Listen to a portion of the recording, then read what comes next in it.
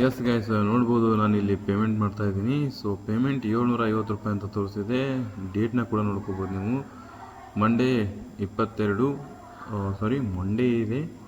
ಆಮೇಲೆ 5:35ಕ್ಕೆ ರೆಕಾರ್ಡಿಂಗ್ ಮಾಡ್ತಾ ಇದ್ದೀನಿ. ಪೇಮೆಂಟ್ ಕೂಡ ಸಕ್ಸಸ್ ಆಯ್ತು ನೋಡಿ. ನೀವು ಅಪ್ಲಿಕೇಶನ್ ಹಾಕುವಂಥ ಸಂದರ್ಭದಲ್ಲಿ ಯಾವ ಟೈಮಲ್ಲಿ ಅಪ್ಲಿಕೇಶನ್ ಹಾಕಬೇಕು ಅಂತ ಹೇಳಿದ್ದೀನಿ ನಿನಗೆ. ಯಾವ ಟೈಮಲ್ಲಿ ಹಾಕ್ಬೇಕಪ್ಪ, ಯಾವ ಟೈಮಲ್ಲಿ ಹಾಕಬೇಕು? 5:35 ಅಂದರೆ 5:35 ಹಿಡ್ಕೊಂಡು ನೀವು 6:30ವರೆಗೂ ಕೂಡ ಅಪ್ಲಿಕೇಶನ್ ಹಾಕಿದರೆ ಅದು ನಿಮಗೆ ಸಕ್ಸಸ್ ಅಂತ ತೋರಿಸ್ತದೆ.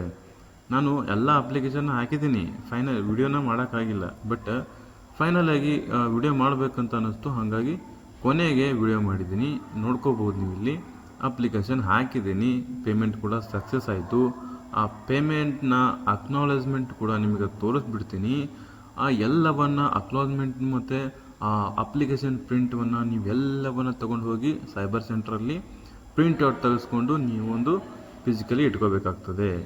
ಅಕಸ್ಮಾತ್ ನೀವೇನಾದರೂ ಇಟ್ಕೊಳ್ಳಿಲ್ಲ ಅಂತಂದರೆ ನಿಮಗೆ ಅದು ಹೆಲ್ಪ್ ಆಗಲ್ಲ ಮುಂದೆ ನೀವು ಡಾಕ್ಯುಮೆಂಟ್ ವೆರಿಫಿಕೇಷನಲ್ಲಿ ಫೇಲ್ ಆಗಬಾರ್ದು ಅಂತಂದರೆ ಒಂದೇ ಒಂದು ಉಪಾಯ, ಅದಂದರೆ ನೀವೆಲ್ಲವನ್ನ ನಿಮ್ಮ ಹತ್ರ ಎಕ್ಸಾಮ್ ಮುಗಿಯೋವರೆಗೂ, ರಿಕ್ರೂಟ್ಮೆಂಟ್ ಮುಗಿಯೋವರೆಗೂ 1 ವರ್ಷದವರೆಗೂ ಎಲ್ಲವನ್ನು ಸೇಫಾಗಿ ನೀವು ತೆಗೆದುಕೊಂಡು ಇಟ್ಕೋಬೇಕಾಗ್ತದೆ.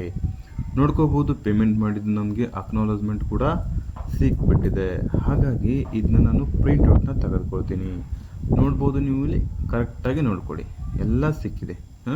ಇದನ್ನ ನಾನು ಪ್ರಿಂಟ್ಔಟ್ನ ತೆಗೆಸ್ಕೊಡ್ತೀನಿ.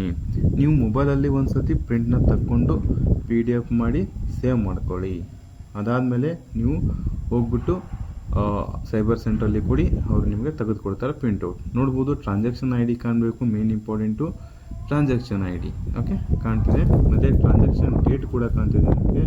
5:35 2026 6ನೇ ತಿಂಗಳು 22ನೇ ದಿನಾಂಕ. ನೋಡ್ಕೋಬೋದು, 750 ರೂಪಾಯಿ. ಪ್ರಿಂಟ್ ಅಂತ ಕೊಡಿ. ಇನ್ನು ನಿಮಗೂ ಅಪ್ಲಿಕೇಶನ್ನ ಪ್ರಿಂಟ್ ತಗೋಕೊಳ್ಳಿ.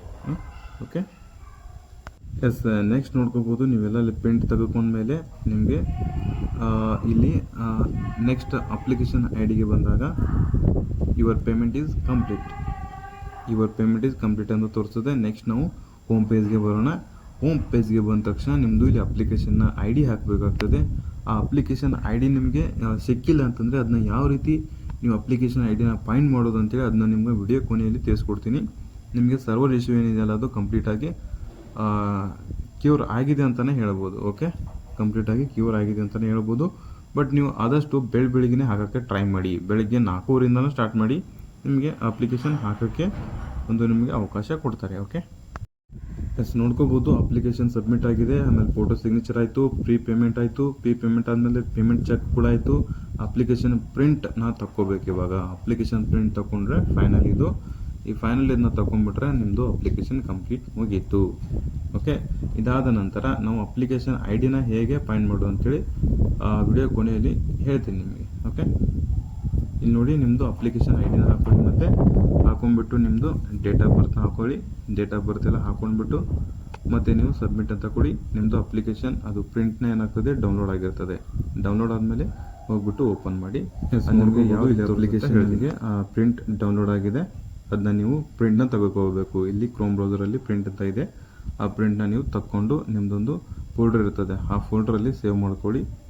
ಏನೇನು ಇರ್ತದಲ್ಲ ಇನ್ನೊಂದು ಫೋಲ್ಡರ್ ರೆಡಿ ಮಾಡ್ಕೊಳ್ಳಿ, ಸಿವಿಲ್ PC ಅದು ಇದು ಅಂತೇಳಿ. ಯಾಕಂದರೆ ಮುಂದೆ ಅದು ಸಿಗಲ್ಲ, ಹಾಗಾಗಿ ರೆಡಿ ಮಾಡಿಕೊಂಡು ಡೌನ್ಲೋಡ್ ಮಾಡಿ ಇಟ್ಕೊಳ್ಳಿ.